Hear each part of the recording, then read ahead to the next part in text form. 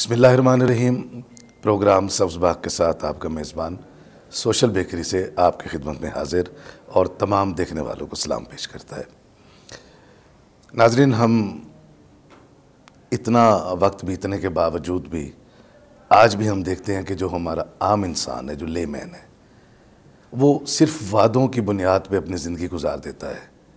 کیا اس کی قسمت میں ان وعدوں کی تکمیل ہے کہ نہیں؟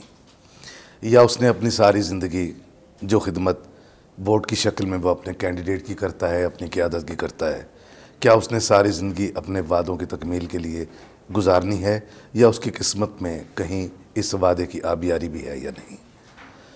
اگر آج ہمارا سسٹم اس جدید دور کے اندر اتنی ترقی کر جانے کے بعد، آج ڈیجیٹل کا دور ہے، آج ایک سیکنڈ میں دنیا میں کہیں کی کہیں بات پہنچ جاتی ہے، ہمارے پاس رول ماڈلز موجود ہیں، اگر پھر بھی ہمارا عام جو انسان ہے وہ امید پر جی رہا ہے، تو پھر اس کی امید کب بھر لائے گی؟ کب اس کو اس سبز باغ کے سرکل سے نکال کر اس کو امیدوں کے باغ میں پہنچایا جائے گا؟ یہ ہمارا آج کا موضوع ہے، یہ ہماری آج کی بات چیت ہے۔ اور جو مہمان اس وقت ہمارے ساتھ یہاں موجود ہیں وہ میر احمد کامران مکسی، تعلق پاکستان پیپلز پارٹی سے، آپ سینئر وائس پریزیڈنٹ ہیں ساؤتھ پنجاب کے، اور آپ کلچر کے انچارج ہیں ساؤتھ پنجاب کے۔ سب سے پہلے میں کامران صاحب آپ کو خوش آمدید کہتا ہوں۔ شکریہ جناب۔ آپ نے میری بات سن لی جو میں نے اپنے دیکھنے والوں سے ابھی کی۔ بے شک یہی میرے سوال ہیں، انہی کا مجھے جواب چاہیے کہ ہماری عوام ابھی تک امید اور باغوں کے درمیان کہیں کھڑی ہے۔ کیا آپ اس سے متفق ہیں؟ آپ بالکل بجا فرما رہے ہیں کہ ہمارا جو پولیٹیکل سسٹم ہے وہ ابھی اس میچورٹی لیول پر نہیں پہنچا کہ ہم کہہ سکیں کہ کوئی بھی پولیٹیکل پارٹی اس پوزیشن میں ہے کہ اپنے منشور کے مطابق عوام کو ڈیلیور کر سکے۔ اس کی وجہ یہ ہے کہ ہمارا جو، اگر آپ پاکستان کی 70 سالہ ہسٹری کو اٹھا کر دیکھیں، پولیٹیکل سینیریو پر نظر ڈالیں گے تو آپ دیکھیں گے کہ ہمارے ہاں اسٹیبلٹی ہونے ہی نہیں دی گئی۔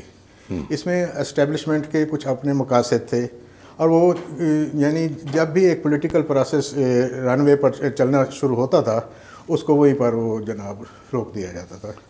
تو یہ ہماری ایک ٹریجڈی کہیں یا ہمارے جو ملکی لیول پر جو ایک فلاح کہیں یا ایک کمی کہیں کہ ہم ابھی تک اس لیول پر پہنچے ہی نہیں کہ ہم کچھ ڈیلیور کرنے کی پوزیشن میں۔ کب تک، آخر کب تک؟ دو باتیں میں نے آپ کی بات سے لی۔ آپ نے کہا کہ جی ہمیں چلنے نہیں دیا گیا، کون روکتا ہے؟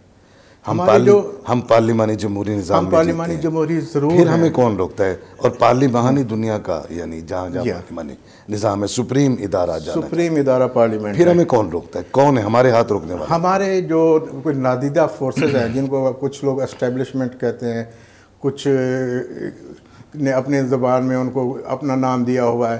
تو یہ ان لوگوں کو جب تک ان کا رول، ان کی لمیٹیشنز ہم طے نہیں کریں گے، ان کو اپنی لمٹ میں نہیں رکھیں گے، ہمارا پارلیمانی نظام ایسے ہی لنگڑا لوڑا چلتا رہے گا۔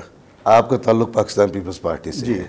پاکستان پیپلز پارٹی کو چاروں صوبوں کی جماعت ایک وقت میں تسلیم نہ صرف کیا جاتا تھا، پریکٹیکلی اس جماعت آج بھی اس کے ووٹر، اس کے جاننے والے چاروں صوبوں موجود، گلگت بلتستان تک، بے شک چائنا کے بارڈر تک موجود۔ یہ بات طے ہے۔ کراچی سے لے کر کتنے ٹینیور آپ کو، بھٹو صاحب کا ٹینیور آپ کو ملا، 2 بار بی بی شہید کا ٹینیور آپ کو ملا، پھر ایک ٹینیور گیلانی صاحب کا اور راجہ نادر پرویز صاحب کی شکل میں ملا، اب آپ اتحاد میں ہیں۔ ابھی تک ہم میچورٹی تک کیوں نہیں پہنچ پائے؟ ابھی تک دیکھیں آپ، بھٹو صاحب کا ٹینیور سے ہم آغاز کرتے ہیں۔ بھٹو صاحب کا جو ٹینیور تھا وہ بھی بڑا شارٹ ایک پیریڈ تھا، اس میں ان کو ٹائم پورا نہیں کرنے دیا گیا، تو اس کے باوجود تو کسی کا بھی پورا نہیں ہوا، کسی کا بھی نہیں ہوا، کسی کا ابھی تک کسی پرائم منسٹر کا، کسی یہ دیکھیں، یہ ہماری ٹریجڈی، یہ بھی ایک المیہ گنا جائے، یہ ایک المیہ ہے۔ تو بھٹو صاحب نے بڑے شارٹ ٹائم میں پالیسیز بنائی، ٹھوس پالیسیز، جن پر ہم کہہ سکتے ہیں کہ واقعی ڈیلیور ہوا۔ انہوں نے یہاں پر کوئی روزگار کے وسائل نہیں تھے، انہوں نے اپنی فارن پالیسی کے تھرو گلف میں اپنے ریسورسز آزمائے، اپنے تعلقات کو برو کر لایا، وہاں مین پاور پرووائڈ کی، اس کے نتیجے میں زر مبادلہ آیا، یہاں پر خوشحالی کی لہر آئی، ملک خوشحالی کی سطح پہ ایک ٹریک پر چلا، اور جو ان کا وعدہ تھا روٹی کپڑا اور مکان کا وہ کسی نہ کسی شکل میں پورا ہوا. لوگوں کو روزگار بھی ملا, تعلیم کے دروازے کھولے. تعلیم بڑی یعنی لمیٹیڈ تھی, یعنی وہ عام سطح کا بندہ تو سوچ بھی نہیں سکتا تھا کہ وہ تعلیم حاصل کرے گا. تعلیم کو فری کیا, ہیلتھ فری کی. تو یہ ایک بیسک چیزیں ہوتی ہیں. اسی طرح جب بے نظیر صاحبہ کا دور آیا, اس میں بھی ان کا یہی روٹی کپڑا مکان کا وعدہ تھا. اس میں بھی انہوں نے پالیسی, انہوں نے فٹ سٹیپس پہ عمل کیا, اسی فٹ سٹیپس کو لے کر آئے. اور بھٹو صاحب کا زمانہ تھا نیشنلائزیشن کا زمانہ تھا, وہ ایک انٹرنیشنل فینومینا تھا. اور مگر اس کے نقصانات پاکستان میں اس کے محسوس تو ہوتے ہیں, نقصانات بھی محسوس ہوئے. وہ ظاہر ہے ہر چیز کے پلس پوائنٹس بھی ہوتے ہیں, نیگیٹو بھی ہوتے ہیں. تو اس میں پلس پوائنٹ میں دیکھوں گا کہ جب آپ کو ایجوکیشن کو نیشنلائز کیا تو تعلیم عام ہو گئی, وہ ایک لمٹ نکل گئی. اسی طرح انڈسٹریز کے حوالے سے بھی لوگوں کو روزگار ملا. اچھا, اتنی کام کرنے کے باوجود بھٹو صاحب کا ایک جو سحر تھا, جی, ان کی شخصیت کا ایک سحر ہوتا ہے. لوگ دیوانہ وار بھٹو صاحب کے ساتھ کھڑے ہوئے. بے شک انہوں نے وزارت خارجہ سے ابھی بھی ماشاءاللہ سے انہی کا گھر جو ہے وہ اس سٹیپ پہ چل رہا ہے. تو اس سارے ایک یعنی سینیریو کے اندر بھٹو صاحب کی ایک سحر انگیز شخصیت اور ڈٹ جانے والا, اور وہ ایوان بالا جو دنیا کے ایوان ہے اس کے اندر اپنے کنٹری کی بات جس طرح جس دلیری سے انہوں نے کی, اور جس طرح انہوں نے اپنی شخصیت کے اثرات وہاں ظاہر کیے, پھر جو کچھ ان کے ساتھ ہوا, اس سارے تجربوں سے گزرنے کے باوجود بھی آج بھی جو سندھ خاص طور پہ اس وقت بھٹو صاحب کی جماعت کا نمائندہ صوبہ ہے, وہاں آج بھی جو ایک عام انسان ہے وہ بڑی اذیت میں زندگی گزار رہا ہے. ہاں, میں سمجھتا ہوں یہ ایک ون سائیڈڈ ہم پکچر دکھاتے ہیں لوگوں کو.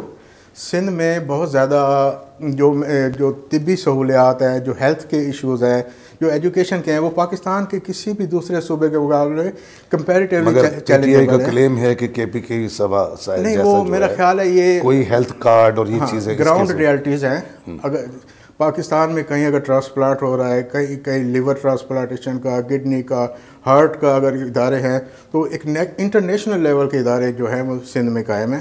اس کی ایک وجہ یہ بھی تھی کہ شروع میں آپ کے کیپٹل یہاں موو ہونے سے پہلے, وہ کیپٹل چونکہ کراچی میں تھا, تو یہ بڑے ادارے وہاں تھے. نہیں, یہ بعد میں ادارے اس وقت بھی تھے, لیکن بعد میں پیپلز پارٹی کی گورنمنٹ نے اسپیشلی فوکس کیا. ویکسین بنانے کے حوالے سے پروپیگنڈا کیا جاتا ہے, جبکہ ویکسین کے بنانے کا جو جتنے بھی یونٹ ہیں وہ اس وقت سندھ میں موجود ہیں. سانپ کاٹنے کی ہو, کتے کاٹنے کی ہو, ریبیز کی ہو, جتنی بھی ساری ویکسینیشن ہے. اور اسی طرح جو تھر, جو کسی زمانے ایک تھر کا لیبل لگایا جاتا تھا, آج تو تھر بدل چکا ہے. آج تھر سرسبز ہے. تھر میں 18,000 water plantation filter RO plant لگائے گئے ہیں, جس میں لوگ, ابھی بھی سوشل میڈیا کہہ رہا ہے کہ تھر میں جانور مر گئے. سوشل میڈیا فوٹو شاپ ایک ایشو ہے. تھر میں جانور مر رہے ہیں یا نہیں مر رہے, لیکن چولستان میں جانور مر بھی رہے ہیں, ٹوبے سوکھ بھی گئے ہیں, اور انسان بلک رہے ہیں, سسک رہے ہیں. اچھا, جو بات میں نے آغاز میں کی تھی کہ آج بھی ہمارا عام انسان تسلیوں کے اوپر کھڑا ہے, تسلیوں کے روپ, تو ابھی جو آپ بات فرما رہے ہیں تو کیا میری بات کی تصدیق؟ آپ کی بات کی بالکل تصدیق ہے. بدقسمتی سے ڈکٹیٹرز کے دور میں ہمارا الیکٹوریل سسٹم اتنا پیچیدہ, اتنا مشکل اور اتنا ایکسپینسو بنا دیا گیا کہ پاکستان کا جو 98% جو طبقہ ہے وہ تو اس کو صرف ایک تماشائی کی حد تک دیکھ سکتا ہے, وہ اس میں پارٹیسپیٹ نہیں کر سکتا. ایون ایک کونسلر کا الیکشن لڑنے کے لیے بھی لاکھوں روپے درکار ہیں, تو ایک عام آدمی کہاں سے لائے گا؟ جب سے 85 کے الیکشن کے بعد یہ برادریزم آیا, اس میں جناب پیسہ آیا, انوالو ہوا, نالی موری کے ٹھیکیدار پولیٹیشین بن گئے, اور جو باقاعدہ پولیٹیشین تھے وہ بیچارے وہ راندہ درگاہ ہوئے اور عتاب کا شکار ہوئے. اس لیے ہو گئے کہ انہوں نے اس پولیٹیکل سسٹم میں اس وقت حصہ نہیں لیا, بائیکاٹ کیا. ہاں جی, اس اور وقت نان پولیٹیکل پارٹیز کی اس وقت غلطی کرائی گئی. پاکستان پیپلز پارٹی سے غلطی ہوئی, جس کا بعد میں ادراک بھی محترمہ بے نظیر بھٹو صاحبہ نے کیا, کہ نظر آ رہا تھا کہ اس میں ان کو نشستیں نہیں ملیں گی, لیکن وہ سپیس نہیں چھوڑنی چاہیے تھی. ہمیں اعتراف کرنا چاہیے, جو ہم سے سیاسی غلطیاں بھی ہوئیں, ہمیں غلطیوں سے سیکھنا چاہیے, اور میں سمجھتا ہوں پیپل پارٹی نے اس سے سیکھا. اس کے بعد پیپلز پارٹی نے پھر کبھی بھی الیکٹورل پروسیس سے وہ ہٹی نہیں, اور نہ ہی اسے کسی کو ہٹنے دیا. یہ جو چارٹر آف ڈیموکریسی ہے, یہ یا نواز شریف کو بار بار اس ٹریک پر لانا, یا یہ جو ریزائن کرنے کی PDM کہتی تھی, بات کرتی تھی, پیپلز پارٹی ہی تھی جو کہتی تھی کہ ہاؤس کے اندر آپ نے رول پلے کرنا ہے. میں سمجھتا ہوں پیپلز پارٹی اس وقت صحیح ٹریک پر جا رہی ہے, اور تمام جو پولیٹیکل فورسز آپ ہیں. سمجھتے ہیں کہ پیپلز پارٹی اس وقت صحیح ٹریک پر جا رہی ہے؟ جی الحمدللہ. آپ سمجھتے ہیں کہ پیپلز پارٹی اپنے صحیح ٹریک پر ہوتے ہوئے کم از کم اپنی عوام کو بہترین ریلیف دینے کی پوزیشن میں ہے؟ بالکل پیپلز پارٹی کو جس میں کراچی بھی شامل ہے. کراچی شامل ہے. لوگ بڑے پریشان ہیں وہاں، لوگ پانی کے لیے سر وہاں پر یک طرفہ پروپیگنڈا ہے. کراچی میں آپ نے دیکھا ہوگا کہ گورنمنٹ ہونے کے باوجود پی ٹی آئی وہاں پر اپنی نشست لوز کر گئی، پیپلز پارٹی نے گین کیا. یہ اب وہ دور نہیں ہے کہ ووٹ آپ پرچیز کر کے گین کریں گے، لوگ پرفارمنس دیکھ کر آپ کو ووٹ دیتے ہیں. تو اسی طریقے سے وہاں پر پیپلز پارٹی کی جو فیصل واڈا کی سیٹ تھی وہ پیپلز پارٹی نے گین کی، اور اس کے علاوہ لوکل باڈیز میں بھی جتنے بھی ہیں وہ پیپلز پارٹی ری گین کر رہی ہے. کیونکہ پیپلز پارٹی تو کراچی تو پیپلز پارٹی کا گھر تھا. یہ ڈکٹیٹرشپ کے دور میں، ضیاء الحق کے دور میں وہ ایم کیو ایم کے حوالے کیا گیا، اس کی ریاستی سطح پر سرپرستی کی گئی، پیپلز پارٹی کو غیر فطری طریقے سے وہاں سے نکالا گیا. تو آج بھی پیپلز پارٹی واپس اپنی پوزیشن پر آ رہی ہے. ایک بات اور میں پوچھنا چاہتا ہوں، آپ بطور ساؤتھ پنجاب کے کلچر ونگ کے انچارج ہونے کے آپ کیا کردار ادا کر رہے ہیں؟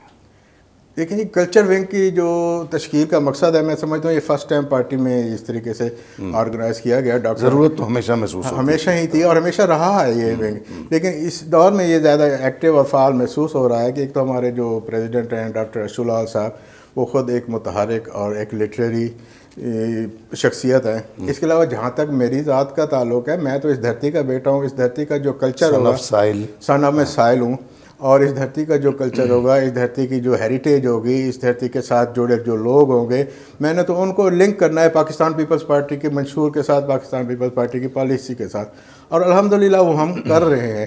مزید بھی ہمیں موقع ملا تو ہم اپنی یہ خدمات انجام دیتے رہیں گے. اچھا، ذوالفقار علی بھٹو صاحب ایک بہترین اپنے وقت کے سیاسی لیڈر تھے، انہوں نے شعور جگایا.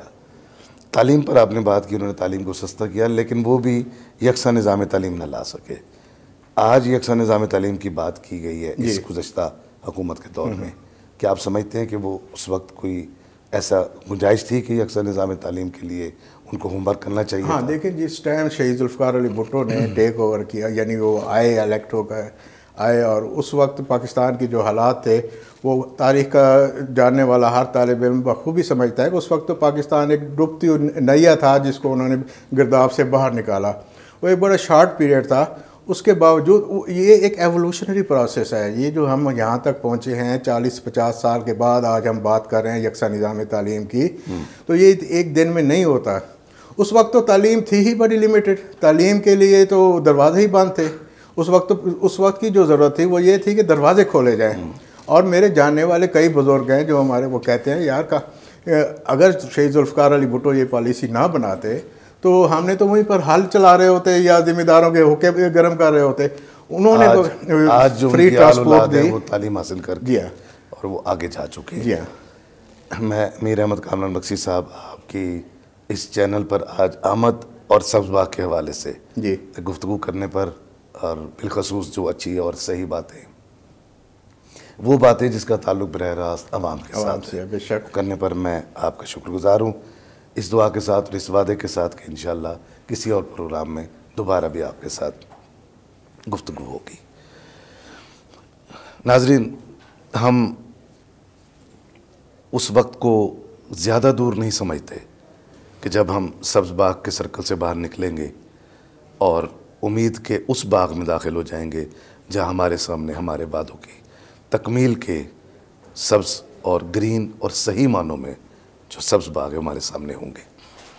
اپنا خیال رکھیے گا. آپ سے اجازت چاہتے ہیں. اللہ حافظ.